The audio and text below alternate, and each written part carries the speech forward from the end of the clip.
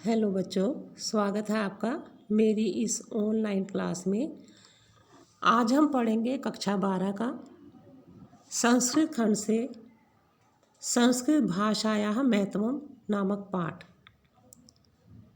प्रस्तुत पाठ में हमारी देववाणी संस्कृत के बारे में बताया गया है।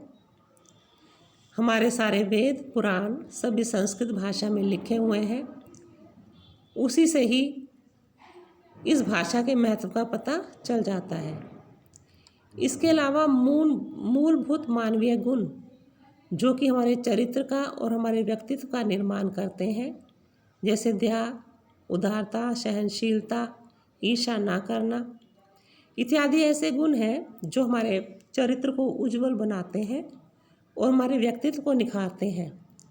इन गुणों का बहुत ही सुंदर ढंग से अनेक कहानियों के माध्यम से संस्कृत भाषा में इन गुणों का वर्णन किया गया है, जो कि हमारे व्यक्तित्व को निखारने में सहायक होते हैं। तो प्रस्तुत पाठ में संस्कृत भाषा के महत्व के बारे में बताया गया है। तो चलिए पढ़ते हैं संस्कृत भाषायाः महत्वम्। धन्यो अयम धन्यो, यह धन्य है। यह कौन? भारत देश। तो यह भारत देश धन्य है। यत्र मैंने जहाँ, समुलस्ति मैंने सुशोभित होती है। क्या सुशोभित होती है? जन मानस, जन मैंने मनुष्य, मानस मैंने मनों को, पावनी मैंने पवित्र करने वाली, मनुष्यों के मनों को पवित्र करने वाली, भव्य मैंने श्रेष्ठ, भाव, उद्भावनी, संधि विच्छेद करोगे भावों में से ऊ निकलेगा, उद्भावनी मैंने उत्पन्न करने वाली, शब्द संदोह ना, शब्दों के समूह को प्रसवनी, जन्म देने वाली, सुर भारती बोलते हैं संस्कृत। सुर भारती अर्थात देवताओं की भाषा यानी संस्कृत। तो फिर से देखो, धन्यो अयम भारत देशः, अयम भारत देशः धन्यो, यह भारत देश धन्य है जहाँ मनुष्यों के मनों को पवित्र करने वाली, श्रेष्ठ भावों को उत्पन्न करने वाली, शब्दों के समूह को जन्म देने वाली सुर भारती अर्थात संस्कृत भाषा समुलस्ति सुशोभित होती है। दूसरी पंक्ति देखो, विद्यमानेषु, सप्तमी विभक्ति है बच्चों इसमें। निखिलेश्व का जब आप संधि विच्छेद करेंगे तो निखिलेषु जमा अपि मैंने भी, निखिलेषु, विद्यमानेषु इसमें और इसमें, और वाड्मेषु तीनों शब्दों में सप्तमी विभक्ति बहुवचन है। तो निखिल का अर्थ होता है संपूर्ण, विद्यमान मैंने उपलब्ध, तो संपूर्ण उपलब्ध, वाड्मेषु मैंने साहित्यों में, अस्या इसका किसका? संस्कृत का, वाड्मयम साहित्य, इसका साहित्य, सर्वश्रेष्ठ सबसे अच्छा, चा और सुसंपन्न वर्त से मैंने है। तो उपलब्ध, संपूर्ण उपलब्ध साहित्यों में इस संस्कृत का साहित्य सबसे श्रेष्ठ और सुसंपन्न है। इयमेव भाषा संस्कृत नाम्नापि लोके प्रथिता, इयमेव भाषा, इयम एव यही भाषा, संस्कृत नामना अपि, नामना अलग हो जाएगा, अपि अलग, नामना में तृतीय विभक्ति है तो से लगेगा, लोके में सप्तमी विभक्ति है तो में लगेगा। तो यह भाषा संस्कृत नाम से भी संसार में प्रसिद्ध अस्ति मैंने है। अस्माकं रामायण महाभारत आदि ऐतिहासिक ग्रंथा, संधि विच्छेद करोगे महाभारत आदि और ए निकल के अलग हो जाएगा, ऐतिहासिक ग्रंथ। तो हमारे रामायण महाभारत आदि ऐतिहासिक ग्रंथ, चत्वारो वेदः, चत्वार मैंने चार, चारों वेद, सर्वा उपनिषद, सारे उपनिषद, अष्टादश, अष्ट और 10, 8 और 10 कितने हुए? 18। अष्टादश, अष्ट मैंने 8 और 10 मैंने 10, 18 पुराण, अन्यानि च और दूसरे, महाकाव्य, नाट्य आदीनि अस्यामे भाषायां लिखितानि सन्ति। महाकाव्य, नाटक आदि इसी भाषा में लिखे हुए हैं। फिर से देख लो, हमारे रामायण, महाभारत आदि ऐतिहासिक ग्रंथ, चारों वेद, सारे उपनिषद, 18 पुराण और दूसरे महाकाव्य, नाटक आदि इसी भाषा में लिखे हुए हैं। आगे देखें, इयमें भाषा, यही भाषा। अब ये सर्वा साम अलग कर लोगे, माँ में से आ निकालोगे, आर्य। तो इयमें भाषा मैंने यही भाषा, कौन सी भाषा? संस्कृत भाषा। यही भाषा सर्वा साम सारी, आर्य भाषाओं की, भाषा नाम में षष्ठी विभक्ति बहुवचन है, तो भाषाओं की जननी, नी में से ई निकालोगे, इति, ऐसी मान्यता मानी जाती है। तो ये भाषा सभी आर्य भाषाओं की जननी मानी जाती है। किनके द्वारा मानी जाती है? भाषा तत्व विधि भी, भाषा तत्व को, विधि भी मैंने जानने वाले। तो ये भाषा सभी आर्य भाषाओं की भाषा तत्व को जानने वाले लोगों द्वारा जननी मन्यते, माता मानी जाती है। अर्थात भाषा तत्व को जानने वाले संस्कृत भाषा को सभी आर्य भाषाओं की माता मानते हैं। संस्कृत से गौरवम, संस्कृत के गौरव को बहुविधीय ज्ञान आश्रयत्वम, अनेक प्रकार के ज्ञान की आश्रयता के कारण, व्यापकत्वम च और व्यापकता के कारण, कस्यापि किसी के भी दृष्टे आँखों से अविषय ओझल ना नहीं है। तो संस्कृत का गौरव अनेक प्रकार के ज्ञान की आश्रयता और व्यापकता किसी की भी आँखों से छुपी हुई नहीं है। अर्थात सभी को मालूम है कि संस्कृत में अनेक प्रकार के ज्ञान है और बहुत व्यापक है, और इसका गौरव भी सभी जानते हैं। संस्कृत से गौरवम एव, छठी विभक्ति है संस्कृत से में, संस्कृत के गौरवम गौरव को ही,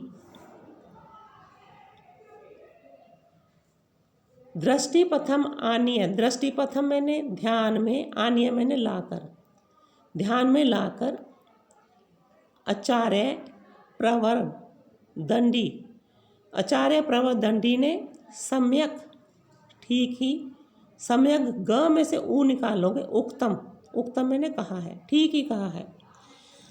तो संस्कृत के गौरव को ध्यान में रखकर ही आचार्य प्रवर दंडी ने ठीक ही कहा है। क्या कहा है उन्हें?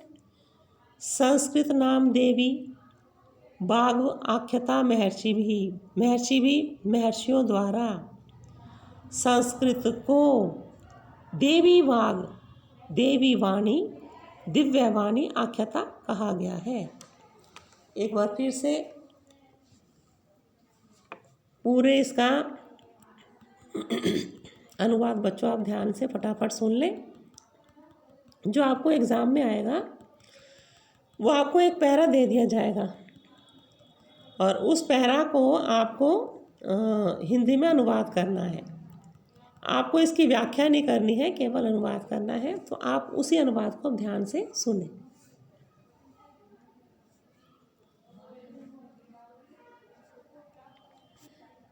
अयम भारत देशो धन्य है, यह भारत देश धन्य है जहाँ मनुष्यों के मनों को पवित्र करने वाली, श्रेष्ठ भावों को उत्पन्न करने वाली, शब्दों के समूह को जन्म देने वाली, सुर भारती संस्कृत भाषा समूलस्थि सुशोभित होती है।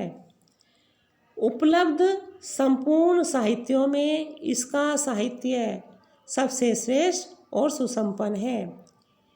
यही भाषा संस्कृत नाम से भी संसार में प्रसिद्ध है। हमारे रामायण, महाभारत आदि ऐतिहासिक ग्रंथ, चारों वेद, सारे उपनिषद, 18 पुराण, अन्यानीचा और दूसरे महाकाव्य, नाटक आदि इसी भाषा में लिखे गए हैं या लिखे हुए हैं। यही भाषा सभी आर्य भाषाओं की भाषा तत्व को जानने वाले लोगों द्वारा, इस लाइन को फिर से देखो कि पहले ये वाला शब्द ले लो, भाषा तत्व को जानने वालों लोगों द्वारा। ये भाषा सभी आर्य भाषाओं की माता, जननी माता मानी गई है। संस्कृत का गौरव अनेक प्रकार के ज्ञान का आश्रय होना और इसकी व्यापकता किसी की भी आँखों से छिपी हुई नहीं है। संस्कृत के गौरव को ध्यान में रखकर ही आचार्य परवरदंडी ने बिल्कुल ठीक कहा है कि महर्षियों द्वारा संस्कृत को देवी वाणी कहा गया है। चलिए देखते हैं दूसरा पैराग्राफ। संस्कृतस्य साहित्यम सरसम व्याकरणम च सुनिश्चितम।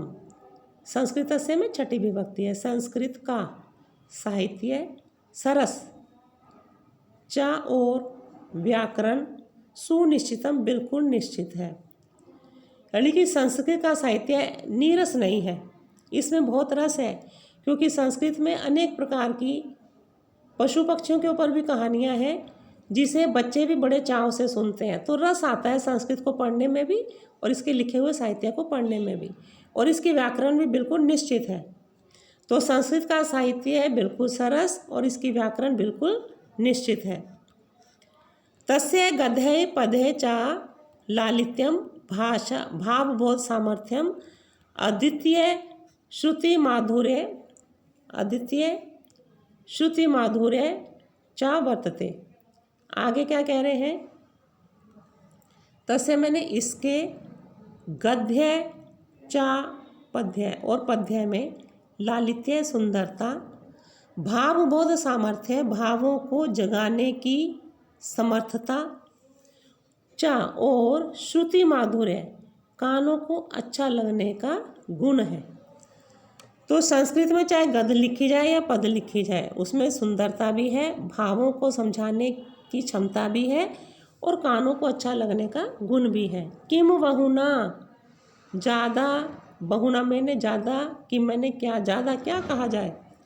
चरित्र निर्माण अर्थम, चरित्र को बनाने के लिए, यादृशी जैसी, सत प्रेरणा अच्छी प्रेरणा, संस्कृत वाडम्यम, वाडम्यम मैंने साहित्य, संस्कृत साहित्य ददाती देता है, तादृशी वैसी, किंचित अन्यतना कोई दूसरा नहीं देता। तो ज़्यादा क्या कहें, चरित्र को बनाने के लिए जैसी अच्छी प्रेरणा संस्कृत साहित्य देता है वैसी प्रेरणा कोई अन्य साहित्य नहीं देता। मूलभूत मानवीय गुणानाम यादृशी विवेचना संस्कृत साहित्य वर्तते तादृशी नान्यंत्र। आगे क्या कह रहे हैं?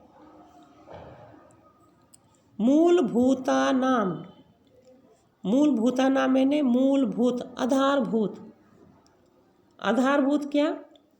मानवीय गुण, जो मनुष्य होने के लिए मुख्य गुण है उन्हें बोलते हैं मूलभूत या आधारभूत।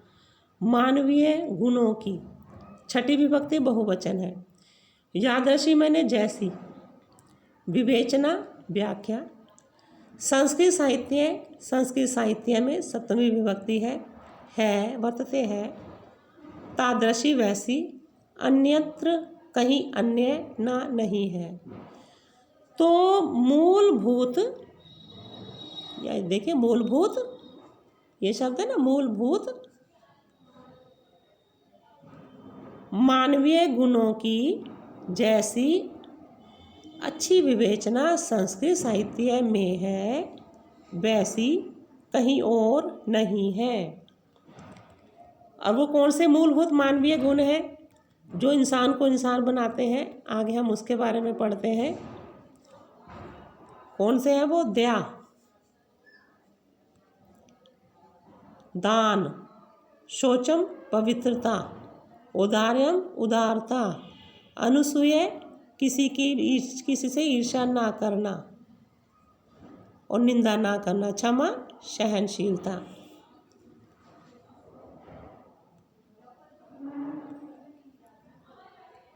चा अनेके, चा अलग कर लोगे, चा मैंने और अनेके मैंने अनेक, अनेक गुण।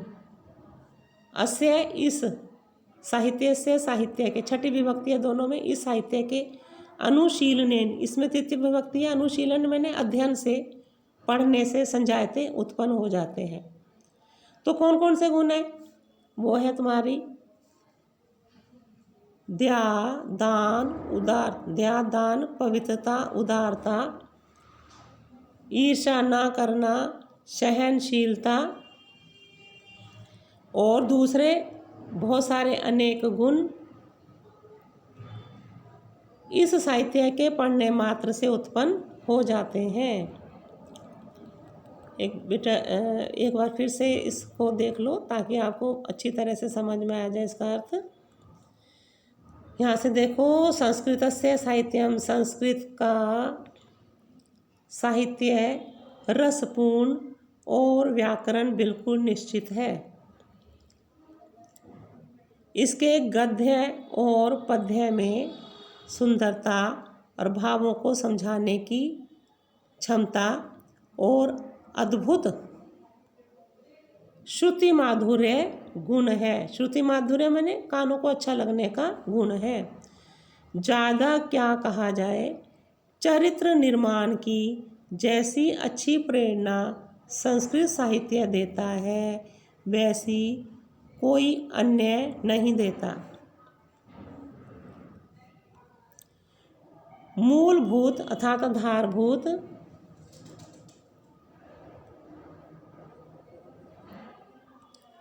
मानवीय गुणों की जैसी विवेचना संस्कृत साहित्य में है, वैसी कहीं अन्य नहीं, वैसी कहीं और नहीं। दया, दान, पवित्रता, उदारता, ईर्ष्या ना करना, सहनशीलता या क्षमा करना, और दूसरे बहुत सारे अनेक गुण इसके साहित्य के पढ़ने मात्र से उत्पन्न हो जाते हैं। आगे देखें, संस्कृत साहित्य से आदि कवि वाल्मीकि, महर्षि व्यास, कवि कुलगुरु कालिदास। संस्कृत साहित्य के आदि कवि वाल्मीकि, और कौन? महर्षि व्यास।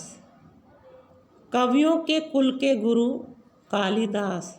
अन्यचा और दूसरे कौन कौन से? भास, भारवी, भवभूति, संधि विच्छेद कर लोगे, भवभूति अलग हो जाएगा, आद्यो अलग, आदि महाकवि। स्वकीय ग्रंथ रत्ने, दोनों में तृतीया बहुवचन है। अपने अपने ग्रंथ रत्नों द्वारा अध्यापी आज भी पाठ का नाम, छठी विभक्ति बहुवचन है, पाठकों के हृदय में विराजमान है। तो पाठकों के हृदय में किसके माध्यम से विराजमान है? अपने ग्रंथ, वो ग्रंथ जो रत्नों की तरह है, अपने ग्रंथ रत्नों के द्वारा। कौन कौन से कवि आज भी पाठकों के हृदय में बसते हैं? वो है आदि कवि वाल्मीकि, महर्षि व्यास, कवि कुलगुरु कालिदास, भास, भारवी, भवभूति आदि।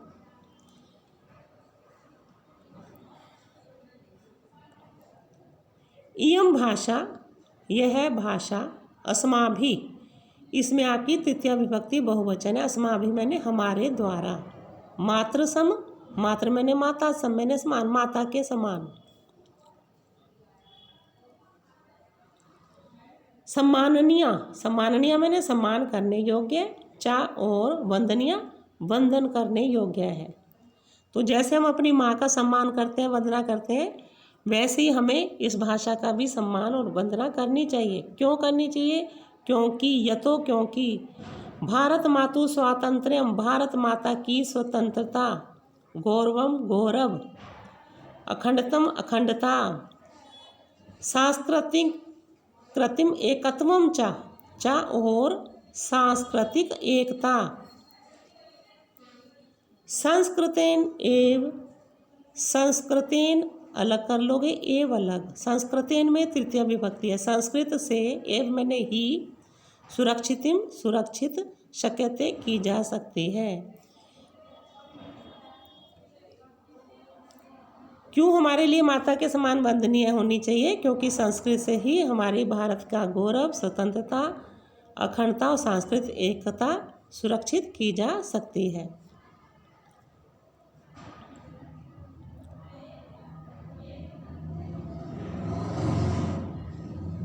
आगे देखें अंतिम पंक्ति। संस्कृत भाषा सर्वासु में सप्तमी बहुवचन, भाषासु सप्तमी बहुवचन।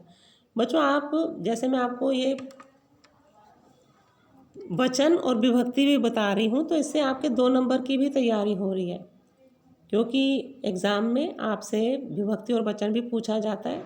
शब्द दे दिए जाएंगे और आपको पहचान के बताना होगा कि उस शब्द में कौन सी विभक्ति है, कौन सा वचन है। अब जैसे यहाँ सु लास्ट में लगा हुआ है, तो आप इससे समझ जाएं कि जहाँ शब्द के अंत में शु या सु इस प्रकार से लगा हो, तो वहाँ सप्तमी विभक्ति बहुवचन होता है।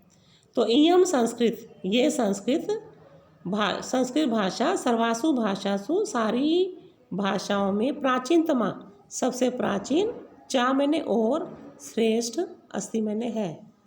ततः सुक्तम, इसलिए ठीक ही कहा गया है कि भाषासु मुख्य मधुरा दिव्या ग्रीवाण भारती, कि ग्रीवाण भारती मैंने संस्कृत या देववाणी। तो देववाणी भाषाओं में मुख्य, मधुर और दिव्य है। यह सभी भाषाओं में मुख्य, मधुर और दिव्य देववाणी संस्कृत है। तो अंतिम पैरा का एक बार फिर से आप देख लीजिए अनुवाद। संस्कृत साहित्य के आदि कवि वाल्मीकि, महर्षि वेदव्यास, कवियों के कुल के गुरु अर्थात कवि कुल गुरु कालिदास और दूसरे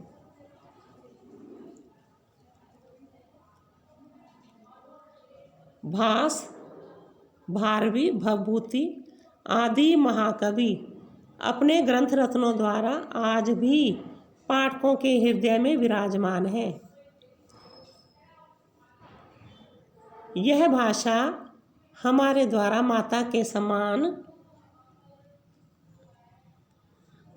करने योग्य और वंदना करने योग्य है, क्योंकि भारत माता की स्वतंत्रता, गौरव, अखंडता और सांस्कृतिक एकता संस्कृत से ही सुरक्षित की जा सकती है। यह संस्कृत भाषा सभी भाषाओं में सबसे प्राचीन या सबसे पुरानी और श्रेष्ठ है। इसलिए बिल्कुल ठीक कहा गया है कि देववाणी सभी भाषाओं में मुख्य, मधुर और दिव्य है। धन्यवाद।